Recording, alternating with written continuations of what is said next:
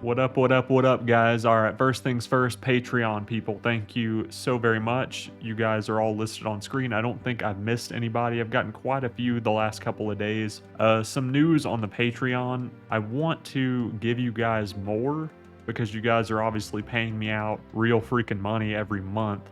And I don't feel like I'm offering enough on Patreon. I don't know if I'll eventually phase Patreon out in favor of something like YouTube channel memberships. I don't want to do both because that's kind of, I don't know, that seems kind of scummy to me to like pull money from both. Be like, oh, I get money from Patreon every month and I also want to pull money from YouTube memberships. I don't want to do that. I want to do one or the other. I almost feel like I can offer you guys more on YouTube channel memberships. I don't know if I'll ever go through the process of enabling them and stuff, but if I do, I will let you guys know because I feel like I can just offer you guys more with that, like emojis and everything Patreon can do. I won't take as much of the cut, like YouTube will take a giant cut of it and I won't get as much, but I can offer you guys more. At least that's the way I feel. I don't know. You can let me know in the comments. And as always, we have a great community of over 100 people constantly talking, constantly chatting, kind of like the good old days in the chat. If you can't speak for whatever reason, just direct message me. I'll give you a rank and I'll take care of that. We had some spammers come in, so I'm probably going to keep it that way for the next couple of days to a couple of weeks to where you need to have the minimum rank to be able to post certain things. So if you join and can't do much, that is why. Just PM me, be like, hey, can you give me a rank? So I do apologize for that, but yeah, Discord if you want to chat. And yeah, today is going to be a little bit different because we're not going to be talking about a specific event in RuneScape history or a specific person. We're going to be talking about an account.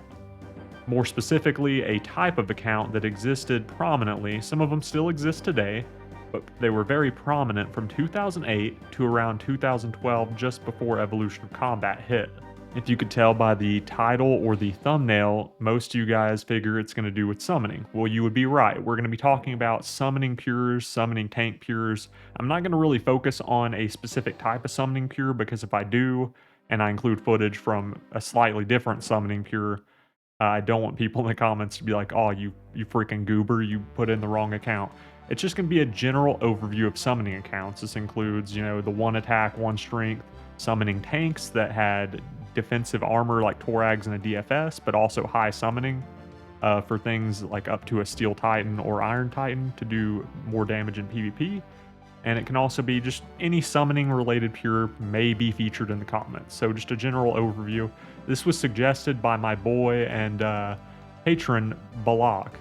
So thank you for that. You can suggest videos in the Discord. I have a whole channel for it. All right, let's get into it.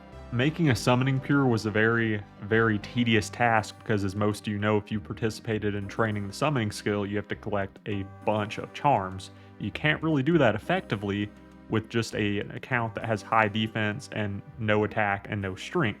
So how do you get charms effectively? Well, there's a couple of ways. Now, back in the day, they would use rock crabs. Let's say they would have two accounts, or they would have a really good friend. Take them to rock lobsters. I don't know if I said rock crabs. If I did, I'm an idiot and disregard that. Rock lobsters. Under water birth, how they stack up, you can burst them. They would have their main account or their friend burst, and in loot share, they would park the summoning tank in a safe spot. And even though the summoning tank wasn't doing anything, just by being there in loot share, they would be able to get some of the charm drops, which dropped quite a few at a time, and crimson charms quite commonly from rock lobsters. For a more relaxed setup, they could also go to roaches underneath Edgeville. Those were pretty good. Just anything that dropped charms in loot share, but also is relatively safe for their defense pure to just kind of hang out. So anywhere like that was completely viable. To give you an idea of how tedious making a summoning tank was, which is optimizing defense while keeping attack and strength at 1 typically, and also trying to go for as high summoning as possible, some of them even reaching 95 or even 99 summoning, which is crazy to think about. So they would have to do the long, tedious charm process that I just discussed, which was just not very fast. And if you guys have ever made a defense tank, which just has like 1 attack, 1 strength, or defense pure rather, 1 attack, 1 strength, you know, all the way up to 99 defense, you know the XP rates at something like monks, even with your optimal gear, it's absolute garbage. It's definitely sub 10k XP an hour. Most of the time I think it hangs around 4 or 5k XP per hour. It takes hundreds of hours to get a fully maximized defense pure. And then you throw the summoning aspect on top of that. This is probably one of the hardest or most tedious pures to make in the entire game, or in the game's history, rather. I think they still exist today. They have cool things like the armor spikes released with the semi-new smithing rework on RS3, so they might still exist to a certain degree on RS3 as like a novelty account or cool account, but the PvP aspect that they used to be made for, that's fairly dead to my knowledge.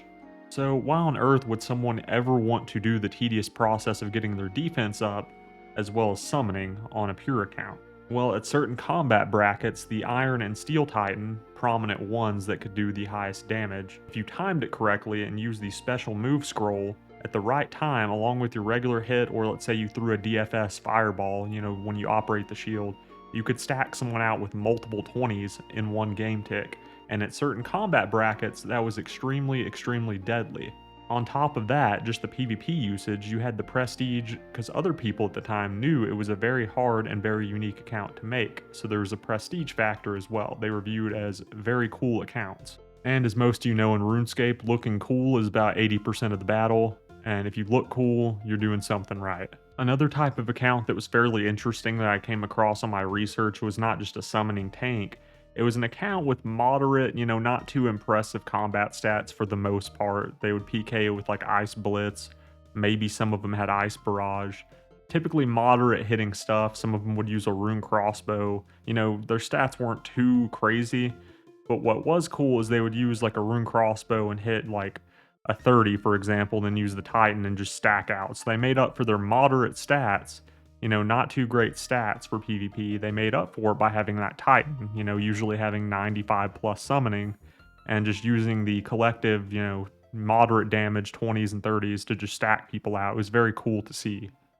To touch on this topic even further, even main accounts would sometimes use Steel Titans to PK just for the raw damage output. This video is over more unique pure accounts, but it is, you know, important to mention they were extremely popular even on main accounts. That's how important summoning was when PvP is concerned. I didn't do much PvP myself around this time, but it's hard to deny the Steel Titans were definitely deadly in PvP situations on pretty much any account you were going up against.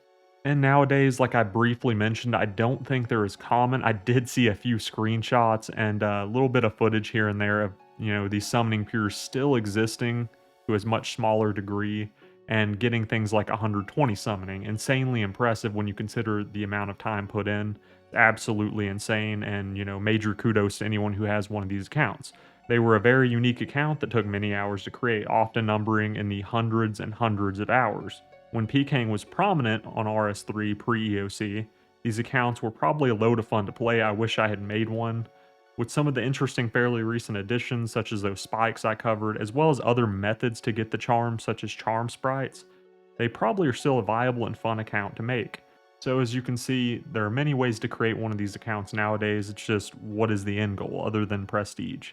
Anyways, guys, that's going to be about it for me. This is the RuneScape Historian checking out. See you guys. Appreciate everything you guys do for me.